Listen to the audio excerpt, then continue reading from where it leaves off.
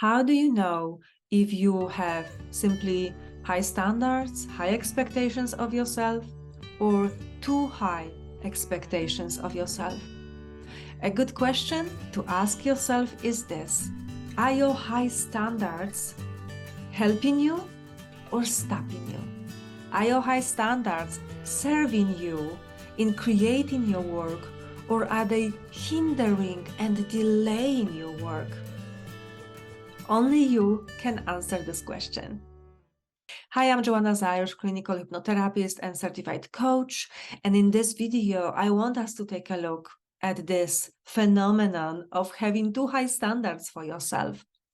On one hand, it's good to have high standards. After all, you want to get this job done well. And I understand there are jobs that actually have to be done very well according to some standards, or somebody will die or will be hurt. But what if you are a creative person? What if you are painting, writing, creating content? I want to talk about it because sometimes when people come to coaching, they come with a problem of perfectionism and procrastination, anxiety about performance. People keep themselves stuck in certain stage of creativity, and something keeps them from moving forward. What is it? These are just too high expectations you have for yourself. And yes, perfectionism. And what is perfectionism? Fear of being criticized and fear of going through that shame. High standards for yourself often have nothing to do with the quality of your work, but with your opinion of it. I'm going to link a video here where I talked about two remedies to perfectionism, and I think it's very simple and I hope it will help you. But let's continue this one. What I started noticing is that having too high expectations of yourself is a guaranteed way to get nothing done. This is simply a way of letting yourself down. I want to give you a couple of good questions to consider so you can look at the area of your life where you don't get something done because it's just not perfect. And listen, it's not only about creativity.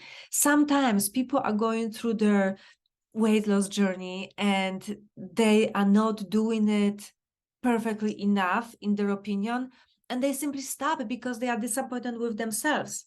So these are the questions that I would like you to ask yourself when you are thinking about the area of your life where you don't get done as much as you would want to get done. Do my high expectations help me to create what I want, or do they stop me from creating it? Do my high expectations hinder my work or speed it up? Are my high expectations a part of my creative flow state or a state of despair? Do my high expectations create anxiety? Do I feel that if I don't meet them, that means something bad about me?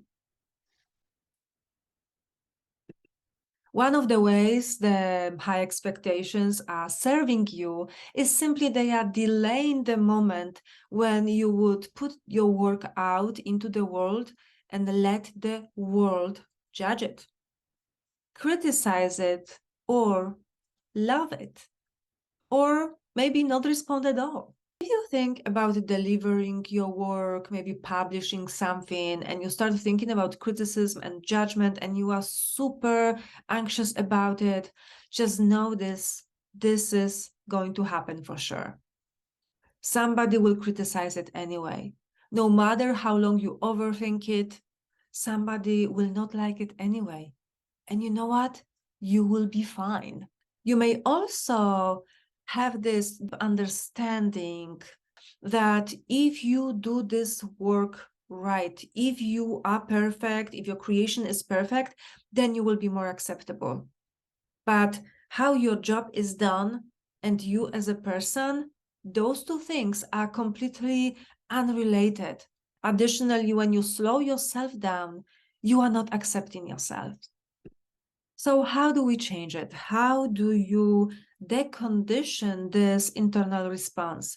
Well, if you, for example, see a therapist or a hypnotherapist, you may ask them to take you to that event that created it for you and desensitize this event. Maybe it was a series of events. Maybe you had a parent that was very critical of you and nothing was ever good enough. As you are working on your limiting beliefs, remember that you are also replacing them with some empowering beliefs, and the world may test it. Again, you have to be the one that will hold on to your new empowering beliefs. Did you know that you can actually just drop this high expectation and worry about what other people are thinking or maybe thinking? You can just drop it and never look back. But if this is not as simple as this for you, my 3-month program may be perfect for this. So go to positivelyrebellious.com, sign up for a free consult, and we will see if this is the right work for you. Thank you so much for watching. Subscribe if you haven't already, if you think that you want to be back.